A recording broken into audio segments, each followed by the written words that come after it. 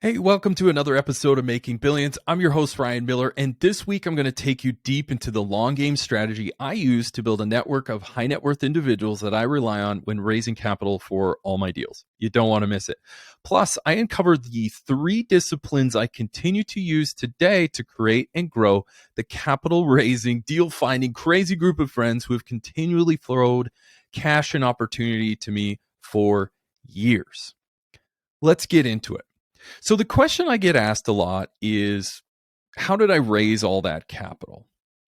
Well, today I'm going to take you deeper on how I positioned myself in the early days to leverage my reputation and relationships to build a network of high net worth individuals that would later on fund the deals that I would present to them.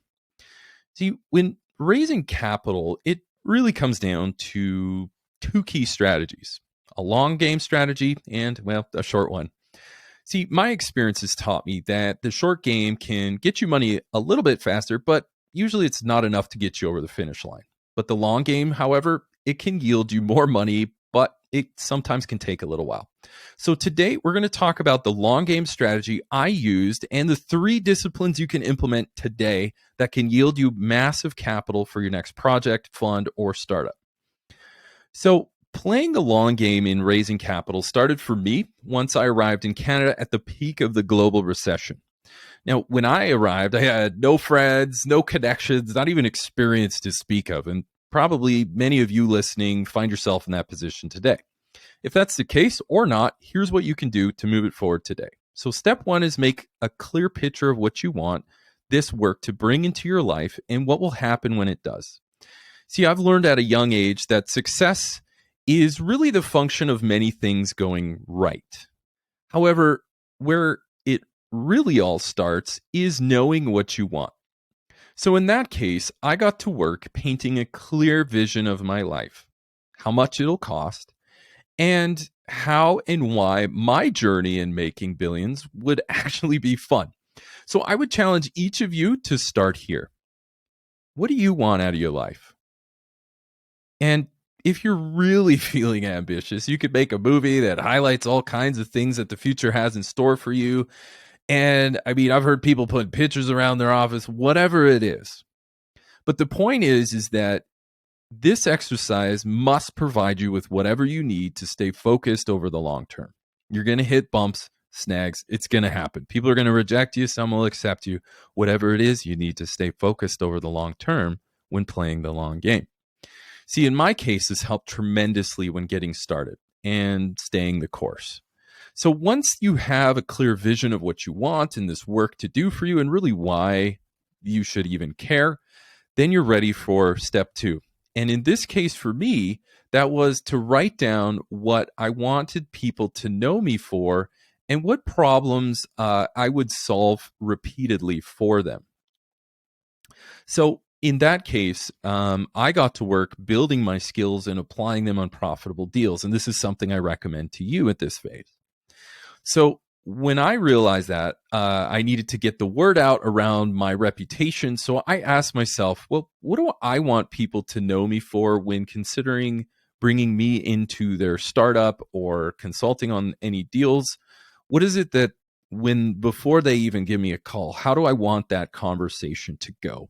I want them to say, oh, yeah, we need this. Ryan's our guy. He's the best we're going to find. What is that? What is it I want to be known for when I'm not in the room? And so to me, that was obvious. I wanted to be an expert in finance and deal structuring. So the problem that I wanted to solve for people was to value a deal, to negotiate a deal, and to fundraise for deals. So what I did is I went back to grad school and I studied nights and weekends to finish my grad degree, of which fun fact, I chose to have my capstone program be on negotiations and mergers and acquisition strategy. So now that I'm leveling up and I'm building skills, I'm in a position to bring that credibility to other deal makers. And so after completing grad school, I continued to take a lot of financial modeling courses. And I actually got quite good at building financial models, structuring operations, and even mitigating business and financial risks. So with a grad degree in financial modeling skills in hand, I was ready to roll up my strategy and get started on realizing my dreams even more than before. See, I would make it a point to go out and buy anyone a coffee and learn about their story. I wouldn't talk about or solicit anything. Just hear them out, learn what they're up to and what gets them excited. And so I also made it a point in that time to never eat alone. And that led me to learn and to commit to the first two disciplines of the long game capital raise strategy, which are 1, never eat alone, and 2, always ask people about their story. As simple as that sound, it worked phenomenally. See, these two disciplines, they force my focus to always consider how to strike up conversations with other professionals and to expand my contacts list. And this led me to my third discipline, be generous. See, it was through this third discipline of generosity that pushed me to always contact people that had the reputation of deal maker.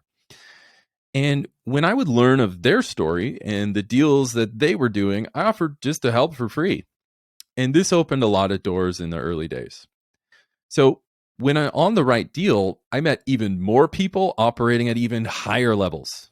See, these people represented massive oil tycoons, land developers, and even a crown prince from overseas. So in those moments, my job was to build models, determine the value of the deals, and provide counsel on the path forward. So here I was, in my late 20s, early 30s, sitting at the table with these tycoons just in awe at how quickly my strategy helped me to level up. This is what I want for you, but we're not done yet. So looking back, I could say it all just started by being generous with my skills and trying to understand areas that people were excited about, the deals they were working on, and if there was anything I could do to help.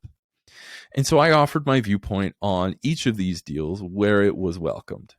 And as a result, I was rewarded with stronger reputation in higher circles, which led to getting compensated even more by people that had the power to do so.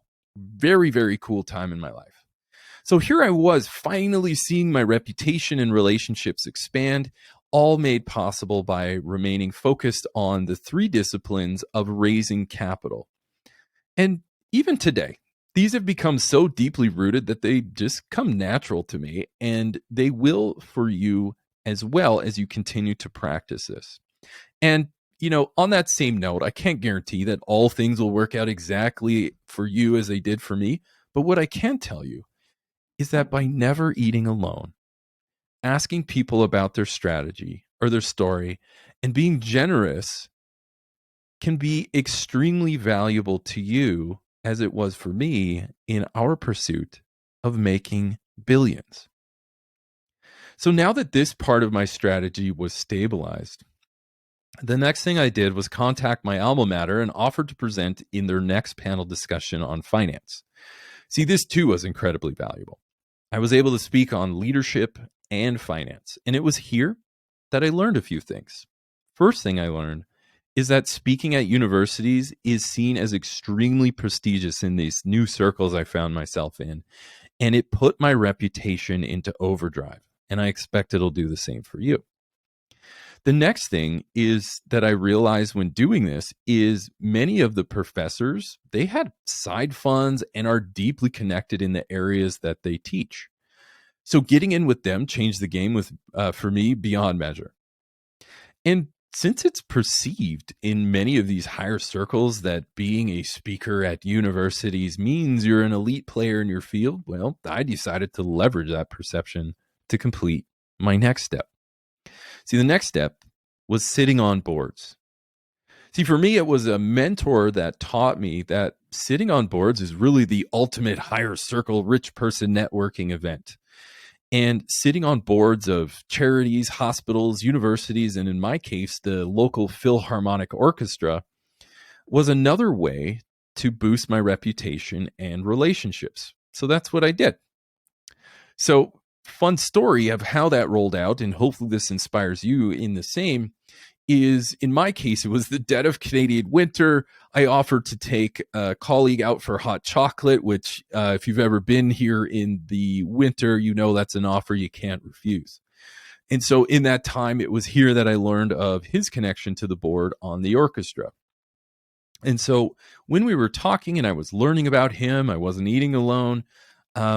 He just brought it up on his own where he felt it would be quite handy for me to come to the next board meeting, given my expertise on deal structuring and building financial models.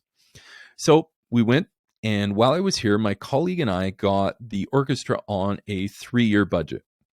Now, for us, it was relatively easy. It wasn't a lot of work, but to them, it meant the world. See, this led me to support the orchestra, but more importantly, it gave me access to high caliber patrons of the symphony. It was a memorable experience, to say the least, and satisfied my vision of making this pursuit fun.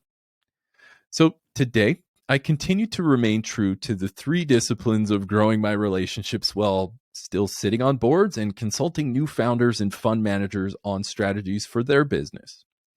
So it's my hope for each and every one of you to also implement these 3 disciplines of raising capital, find board seats to volunteer and to fill, and just have the best memories along the way. Well, that's it for me, friends. Wishing you all the success in implementing the 3 disciplines and raising capital in your pursuit of making billions. See you next week.